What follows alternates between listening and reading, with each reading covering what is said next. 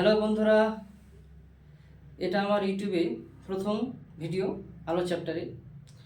এই চ্যাপ্টার বুঝতে অনেকের অসুবিধা হয়, তবে যদি প্রথম ক্লাসটা খুব মনোযোগ সহকারে করা হয় তাহলে আশা করছি এই অসুবিধাগুলো হবে না। চলো শুরু করা যাক।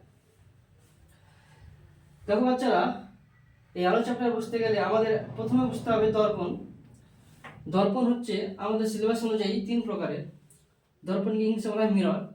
মিরর তিন প্রকারের: সমতল দর্পণ, অবতল দর্পণ এবং উত্তল দর্পণ। সমতল দর্পণকে ইংলিশে প্লেন মিরর বলা হয়, অবতল দর্পণকে কনকেভ মিরর এবং উত্তল দর্পণকে কনভেক্স মিরর। এর চিত্র আমি দিয়ে দিয়েছি।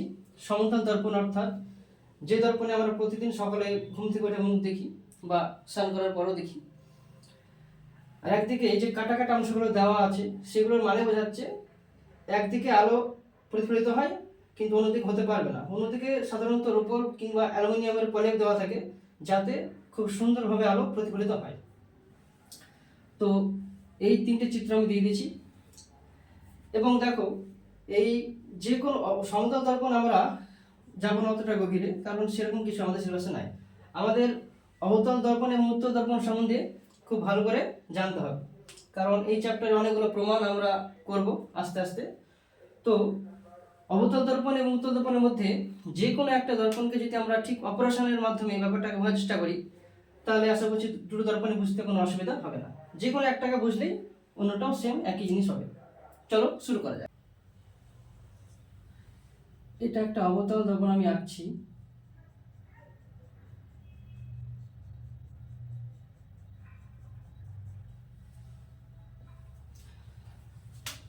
কোন অবতল দর্পণকে, এটা একটা অবতল দর্পণের সাইজ, যদি কোনো রেখা সমান দুটো অংশে বিভক্ত করে দিতে পারে, মানে কাল্পনিক, তাহলে সেই রেখাকে বলবো আমরা প্রধান অক্ষ, অর্থাৎ মেইন অ্যাক্সিস, ইংলিশে প্রধান অক্ষ।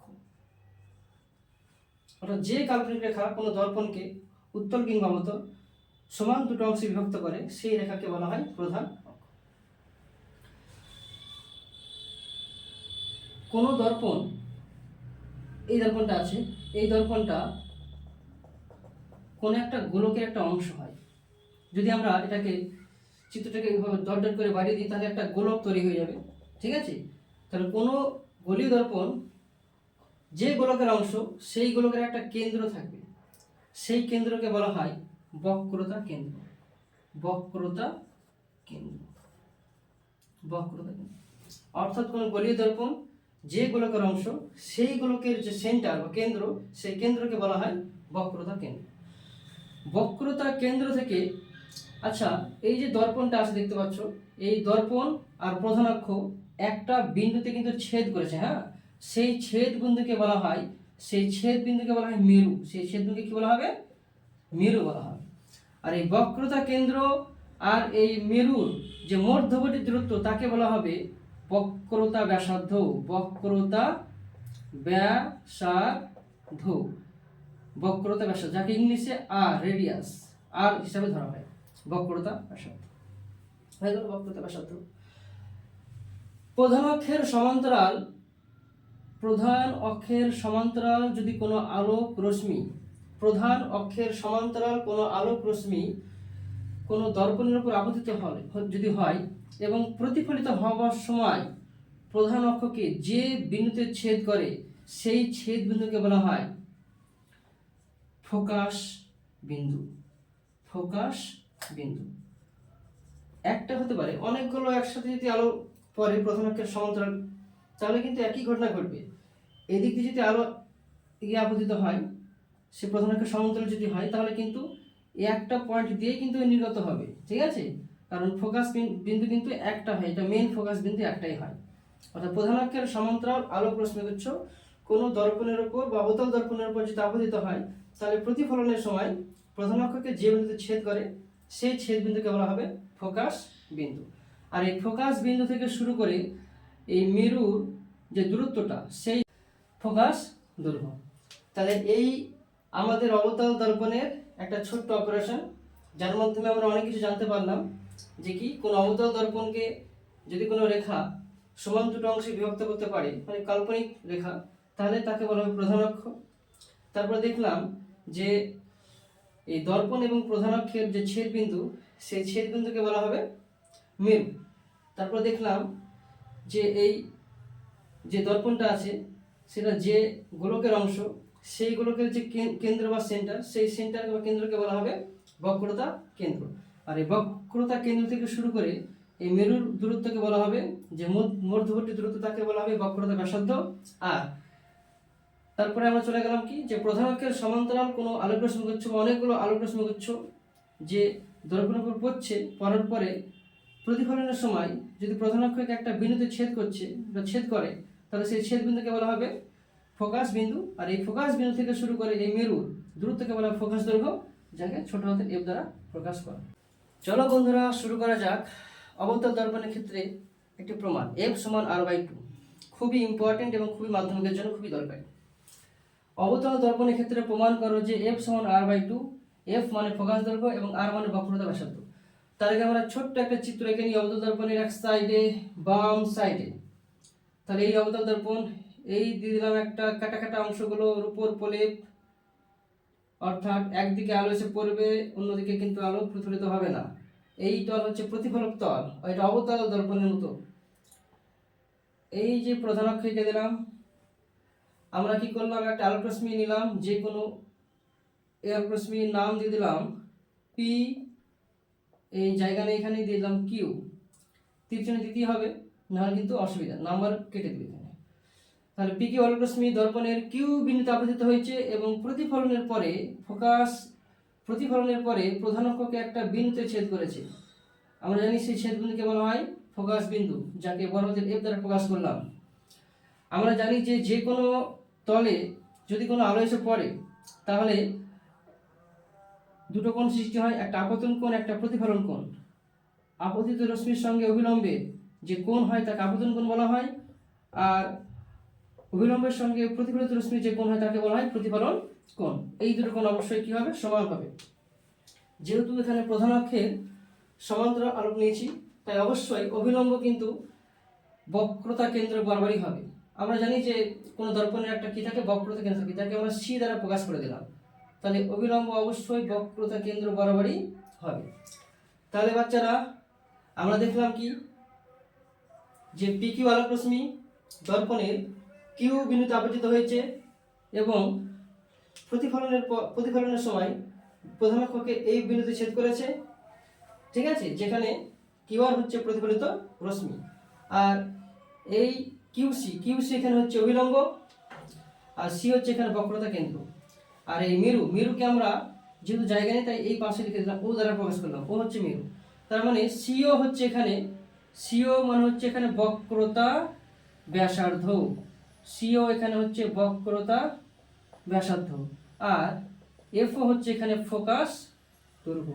আমরা একটু আগে করলাম বাচ্চারা ফোকাস দৈর্ঘ্য। এই যে বক্রতা কেন্দ্র এবং মেরুর দূরত্বকে বলা হবে বক্রতা ব্যাসার্ধ, আর ফোকাস বিন্দু আর মেরুর দূরত্বকে বলা হয় ফোকাস দৈর্ঘ্য, যাকে আমরা বক্রতা ব্যাসার্ধকে আর দ্বারা প্রকাশ করলাম, আর ফোকাস দৈর্ঘ্যকে আমরা ছোট হাতের এফ দ্বারা প্রকাশ করলাম। চলো শুরু করা যাক, এফ সমান r/2 কিভাবে আসে। আপতন কোণ পি কিউ সি, এখানে পি কিউ সি কোণ, পি কিউ সি হচ্ছে আপতন কোণ, আর কোণ সি কিউ এফ কিংবা সি কিউ আর, যে কোনো একটা লিখতে হবে, সি কিউ আর লিখে দিলাম, সি কিউ আর। এটা হচ্ছে প্রতিফলন কোণ, যাকে আমরা থিটা ধরলাম। তার মানে বলতে চাইছি আমি কি, যে আমরা জানি যে আপতন কোণ এবং প্রতিফলন কোণ সমান হয়, এটা হচ্ছে প্রতিফলনের একটা সূত্র। তাহলে পি কিউ সি এখানে আপতন কোণ, আর সি কিউ এফ বা সি কিউ আর এখানে প্রতিফলন কোণ, যাকে আমরা এটাকেও থিটা ধরলাম, কারণ আপতন কোণ এবং প্রতিফলন কোণ দুটোই কি হয়, সমান হয়। তো বাচ্চারা দেখো, এটা আমরা লিখেছি। এবার চলে গেলাম, দেখো এই পি কিউ আলোক রশ্মি, আর এখানে নাম দিয়ে দিলাম আমি, এই যে প্রধান অক্ষকে একটা নাম দিয়ে দিলাম এ বি। তাহলে পি কিউ আলোক রশ্মি এবং এ বি, পি কিউ আলোক রশ্মি এবং এ বি, এরা কিন্তু পরস্পর কি সমান্তরাল, অর্থাৎ এরা কিন্তু একেবারে সঙ্গে রেল লাইনের মতো সমান্তরাল, একদম ছেদ করবে না, সমান্তরাল। আর এখানে দেখতে পাচ্ছ বন্ধুরা কিউসি, এখানে কিউসি হয়ে গেল কি ছেদক বা ভেদক। তাহলে পি কিউ হচ্ছে আলোক রশ্মি এবং এবি আলোক রশ্মি, এরা পরস্পর সমান্তরাল এবং কিউসি হচ্ছে এখানে ছেদক। তো চলো বন্ধুরা আমরা জানি ক্লাস 8 একটা চ্যাপ্টার ছিল সমান্তরাল সরলরেখা এবং ছেদকের ধারণা, যেখানে আমরা জানতাম যে দুটো সরলরেখা পরস্পর সমান্তরাল হলে আর যদি কোনো একজন ছেদক হয় তাহলে একান্তর কোণের সৃষ্টি হয়। এই একান্তর কোণ, এই কোণটাও যা হবে এই কোণটাও তা হবে। এই দিকে দেখাচ্ছি, দুটো সমান্তরাল আর এই ছেদক, তাহলে এইটা আর এইটা কি হয়ে যাবে, সমান্তরাল হয়ে যাবে, সরি সমান হয়ে যাবে, যাদেরকে বলা হবে একান্তর কোণ। তো বাচ্চারা এখানে থিটা, এটা থিটা হচ্ছে আপতন কোণ, তাহলে ওর অনুরূপ কোণ একান্তর কোণ কোনটা হচ্ছে, এইটা হচ্ছে, এটাও তাহলে কি হবে, থিটা হবে এই চিত্র অনুযায়ী। কারণ দেখো পি কিউ এবং এবি সমান্তরাল আর এইখানে দুজনকে ছেদ করেছে কিউ সি, এখানে ছেদক, তাহলে তাহলে বলতে পারি অতএব কোণ পি কিউ সি মানে হচ্ছে কোণ Q C F, Q C F, এরা দুটোই কি হবে থিটা, ব্র্যাকেটে লিখে দিলাম যেহেতু একান্তর কোণ। এই হয়ে গেল। এবার আমরা চলে যাব, তাহলে আমাদের হয়ে গেল। তাহলে দেখতে পাচ্ছি যে এখানে একটা ত্রিভুজ তৈরি হচ্ছে, ত্রিভুজ কিউ সি এফ, ত্রিভুজ কিউ সি এফ। এটা কেমন ত্রিভুজ হবে, কারণ দেখো দুটো কোণ সমান হয়ে গেছে, তার মানে দুটো বাহু সমান, তাহলে দুটো কোণ সমান দুটো বাহু সমান, তাহলে এই ত্রিভুজটাকে বলা হবে সমদ্বিবাহু ত্রিভুজ। তাহলে কিউ সি এফ ত্রিভুজ হয়ে গেল একটা সমদ্বিবাহু ত্রিভুজ। এই সমদ্বিবাহু ত্রিভুজে জানি যে যে ত্রিভুজের দুটো বাহু সমান তাকে সমদ্বিবাহু ত্রিভুজ বলা হয়।